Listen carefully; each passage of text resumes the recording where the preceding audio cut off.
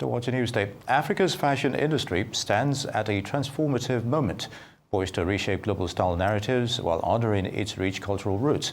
As we look towards 2030, the sector's projected $50 billion valuation reflects not just economic potential, but a renaissance of creativity that blends tradition with cutting-edge innovation.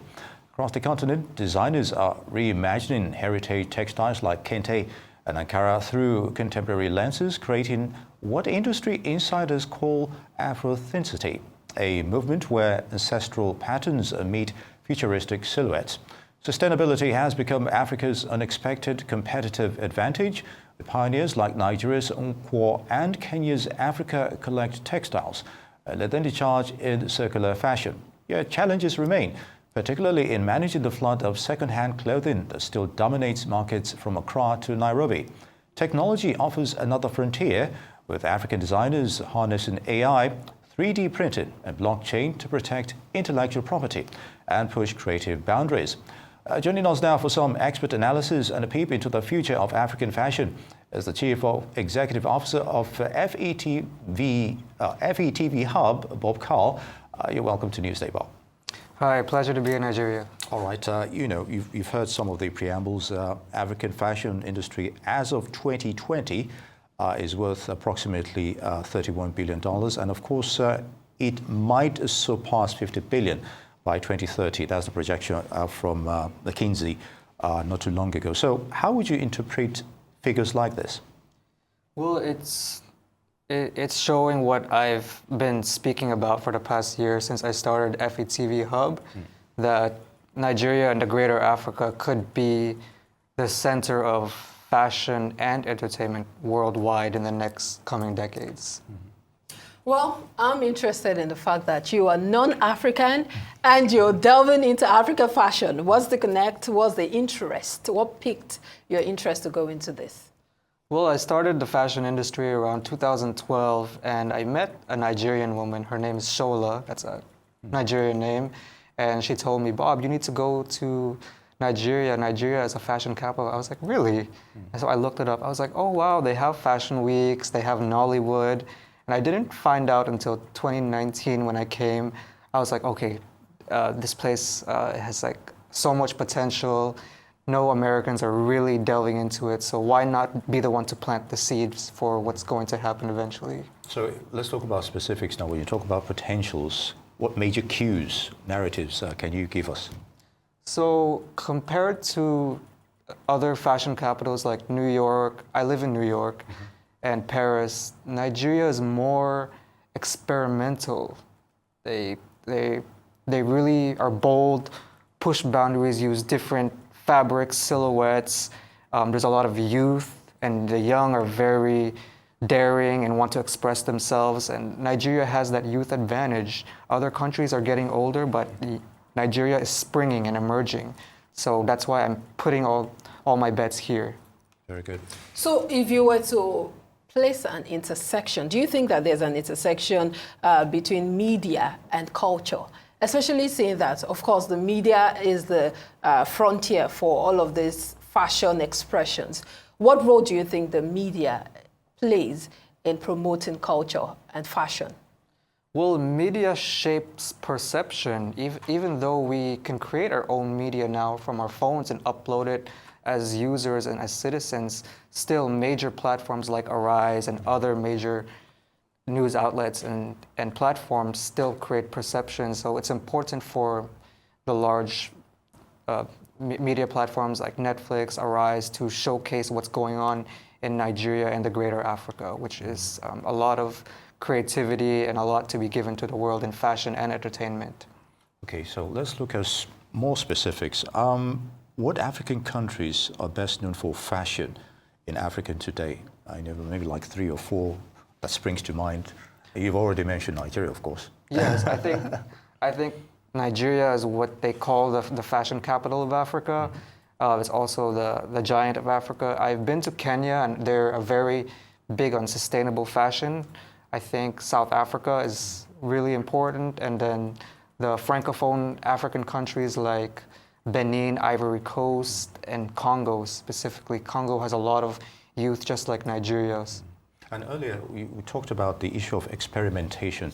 Is it bordering on local fabrics, and how is the receptance abroad? I think abroad, the fashion capitals and in the general public, they are interested in African fashion and African aesthetic.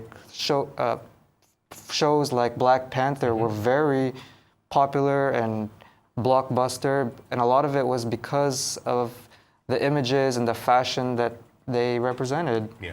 So we've seen a lot of young people delve into fashion. What do you think is responsible for that? And also, how do you think we're doing on the global stage? I think the Africans in Nigeria are doing very well. My winner just showcased at Fashion Week Brooklyn, and he was very well praised. And he was invited to several New York Fashion Week slots. And a lot can still be done. And like I said, I want to be the one to plant that seed. Yeah, what do you think is responsible for seeing a lot of young people go into fashion? Okay, so I think technology has made that faster. We have phones and social media. People can create content and make a voice for themselves. And since Africa and Nigeria, the greater Africa, have the most youth in the whole world, they are collectively making a bigger voice for themselves. What do you think are the most recent challenges for African fashion? Earlier on, we talked about the issue of second-hand clothing coming in, yes. And that might be some kind of diversionary on what the prospect could actually be here for that acceptance of wearing local fabrics and patronizing it and also exporting such ideas. So what do you make of that? Are there other challenges regarding, I think the main challenge is just mental, that to feel like they have a place in the world stage, that that they can do it, that the designers here can have a name, just like the iconic Western brands.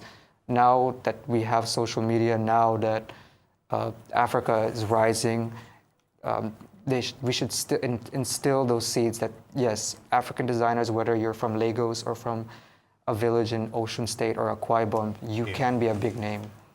Well, Go ahead. Go ahead. Sorry, Martin. Yeah, I was going to talk about the Africa Day celebration. And I know that a lot goes into promoting the African content, fashion and all of that. I'd like to hear what you think what you think can promote or push that African content out there. He was talking about the fact that there's this penchant for foreign goods, foreign items. You want to wear all of the foreign brands. How can we push these local content to the world? Okay, so I just got back from Fashion Week Brooklyn. I've met some people. They said that when Fashion Week starts in New York, Paris, the fashion content is the most relevant type of content on social media. So I think you should use the strong fashion and the strong youth in Nigeria and the greater Africa to really create a voice for themselves and be confident in that, and that will increase the opportunities for fashion here. When you say you, who are you referring to? Nigerian citizens, African citizens, anyone who wants to be in fashion. What has been African representatives like in terms of the fashion designers at these shows, international shows, over time? And what impact is it having on the acceptance of African fabric out there?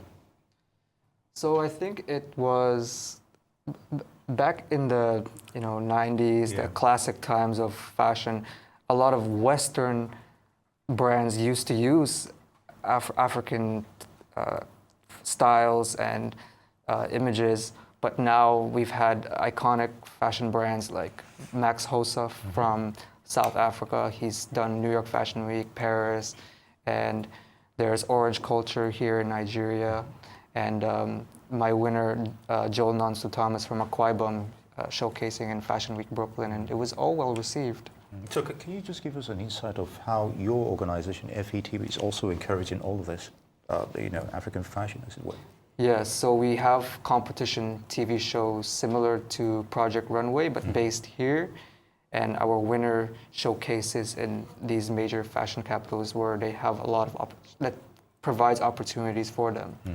Okay, what role do you think AI is playing in promoting African fashion? We've seen a lot of, fashion designers use AI-generated models to showcase their fashion or their, crafts. What role do you think AI is doing or playing in promoting African fashion, and what more can we do in leveraging on AI and technology to push out our fashion?